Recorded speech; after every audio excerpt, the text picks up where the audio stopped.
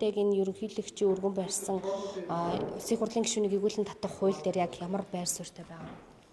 За та бүхэнд энэ өдрийн мэнд хүргье. За миний хувьд энэ хуулиас өмнө нэг зүйлийг бид нар бас бодож ярилцах хэрэгтэй юм байна. Тэр нь юу вэ гэхээр энэ парламентын нэр хүндийн асуудал. За энэ ард түмний төрдөө итгэлийн асуудал байнамаа. Тэгээд ард түмний хувьд төрийн хүм сүл дөршөө гэдэг ингээд залбирдаг. За төрдөө ингээд хамгийн их итгэл үнэмшилтэй ийм ард түмэн байсан. Харамсалтай нь өнөөдөр төр юм уу парламент гэж ярихтаар тэр чигээрээ хулгайч авилгалчид ер нь бидний итгэлийг даахгүй ийм хүмүүс байна гэж үздэг. Гэхдээ сонгуул болоод өнгөрөхтөр нөгөө хүмүүсээ буцаагаал залцдаг. Ийм л байдалтай одоо сүүлийн 10-20 жил явчлаа. Тэгэхээр энэ парламентын нэр хүндийг яаж авч үлдэх ёстой. Энэ төрд одоо хамгийн итгэл даах тэр ёс зүйтэй, ёс суртахуунтай хүмүүс нь очдог. Тэр тогтолцоог яаж бий болох юм бэ гэдэг нь хамгийн нэгдүгээр асуудал байна. Гэтэ энэ парламентын гишүүд нь юм дархалагдсан хариуцлага хүлээдгүй энэ зүйлийг яаж өөрчлөх юм бэ гэдэг асуудлыг бол бид нар бас тал бүрээс нь ярилцах хэрэгтэй. За ерөнхийлөгчийн хуулийн дээр бол бас дэмжих юм байна, дэмжихгүй юм байна.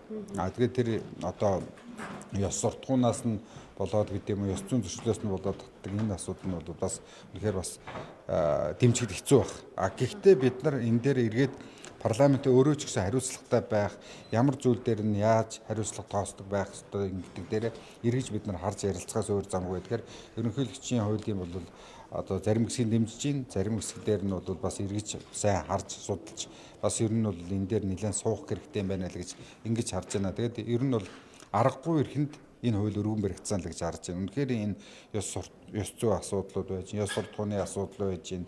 За дахиад энэ одоо үнэхээр энэ парламентын дархлааны асуудал ирж байна. Гэтэл парламентын дархлаа гэдэг чинь өөрөө юу гэсэн үг юм бэ гэхээр үнэхээр энэ парламент ёс зүйтэй, үнэхээр энэ ард түмний төлөө шийдвэрүүд гаргаад байвал энэ үнэлэмж чинь өөрөө дээшилчихнэ. Гэтэл энэ парламентын дархлаа гэдэг чинь үн цэндээ байд юм а гэдгийг бид нар өөрсдөө эргэж харах хэрэгтэй байна л да. Түүнээс биш дураараа дургдаг эсвэл ингээд ямар ч хууль үйлчилдэггүй, ямар ч хуулиа өөрсдөө хэрэгжүүлдэггүй. Тэр үндсэн хууль зөрчсөн гэд шийдвэр нь гарцсан байж хад хүртэл үндсэн хуулийн цэцгийн шийдвэр гарцсан байж хад хүртэл би үндсэн хуулийн цэцгийн шийдвэр хамаагүйгээ байж идэг ийм парламенттай байж идэг ийм хүндээ хариуцлага дооцож чаддгүй парламент байж байгаа юм бол энэ өөрөө үндсэн хуулиа зөрчсөн, үндсэн хуулиа хэрэгжүүлдэггүй ийм парламент байвал энэ ард түмний итгэл энэ парламентын дархлаа гэдэг чинь өөрөө байхгүй шүү дээ. Тийм учраас бид нар бол хаанаа энийг бол дээр доргүй бүгдээрээ бодох хэрэгтэй байна, ярилцах хэрэгтэй байна. За дахиад энэ парламентын дархлаа үн цэн гэдэг зүйлээ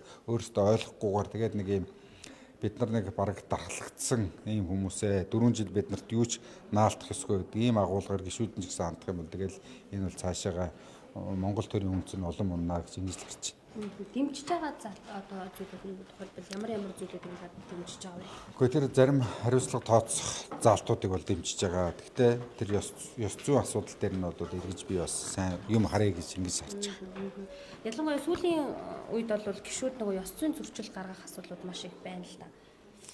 Энээс үүдээд бас яг энэ хуулийн заалтыг зөв гэж үзэж байгаа гишүүд ч байна. Нөгөө талаараа бас нөгөө ёс зүйг ингээд шууд хуульчилж хариуцлага тоосон зүйл байхгүй. Яг гоо ёс энэ зөрчлүүдийг оруулж заадгүй л хамаагүй өнөөдрийн нөхдүүдээс болоод энэ заалт орчход ямар цаашаах нөлөөллүүдийн сайн тооцох хэрэгтэй нь эерэг сөрөг нөлөөллүүд нь яг ямар нэгэн хууль гараад ингээд явсны дараа ямар эерэг сөрөг нөлөөллүүд урт хугацаанд гарах уу, богино хугацаанд гарах уу энэ үнэхээр зайлшгүй юу гэдэг дээр нь нэлээд сайн юм харж иж нэлээд сайн судалгаатай олон талын энэ одоо үзэл бодлуудыг нийлүүлж иж бид нар үзэхгүй бол за өнөөдрийн байгаа энэ ёс зүйн асуудлаас болоод энэ заавал гарах ёстой юм а гэдэг ийм агуулгаар явах юм бол бас цаашд ямар нөлөөлөл үзүүлэх үү гэдгийг бол бид нар сайн мэдэхгүй шүү дээ. Тийм учраас энэ дээр бол маш олон талаас нь харж үзэж, нягтлж иж бас энийг цааш нь бол дэмжих үү яах үү гэдэг дээр шийдэх нь зөв. Гэтэ өнөөдөр бол үнэхээр болохгүй байгаа нь бол болохгүй байгаа.